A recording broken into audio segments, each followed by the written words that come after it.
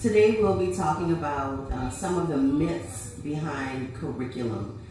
As an educator and a homeschool leader, I'm often asked the question, what curriculum do you use? We don't use any one particular curriculum at Adink Granola.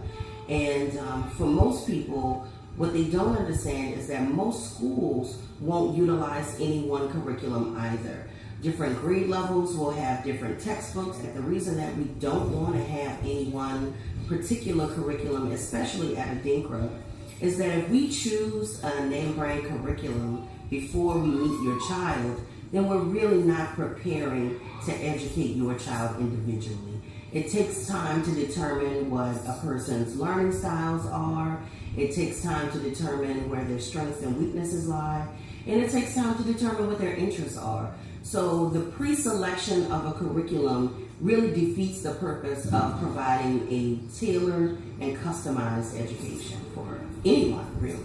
So if you are in search of a curriculum or a plan, a curriculum can be a great guide. The problem is that you can't become too fixed on following it verbatim. You have to be willing to be flexible and creative. Even when we talk about learning styles, which include our visual learners, our people who learn from reading and observing, our auditory learners who learn from listening, and our kinesthetic learners who learn by doing. Most of us are not just any one of those three. We're actually usually a combination. So even if we choose a curriculum based on a particular learning style, we have to understand that we must allow flexibility to adjust and accommodate for the other learning styles that a person might need. So the curriculum is a great guide, but we have to be careful that we're not using it too strictly, too rigidly. So there's a federal education standard, and then the states decide the standards that they're going to implement in their particular school districts. And they use those as a guide for the selection of textbooks and materials and activities.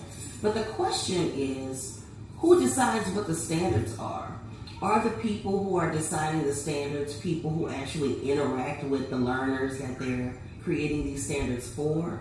They're not coming out to meet our children. They're not coming out to meet our educators. And yet they're deciding annually what our young people should be learning. And actually, even more frequently than annually, there are now quarterly exams that our children are responsible for in some places.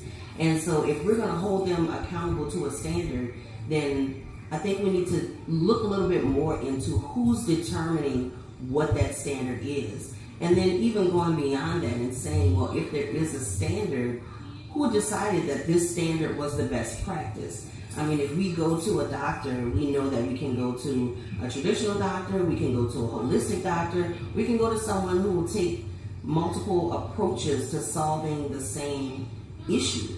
But when it comes to education, we're too ready to accept this one-size-fits-all standard of education when we in fact know that even within one household, as a parent, I can have 3 different children and they all have 3 totally different personalities, 3 sets of interests, 3 ways of learning, 3 ways of demonstrating what they learn. So if we can identify that just within one household there's so much variety, how can there be one standard for the millions of children that are being educated in our schools today?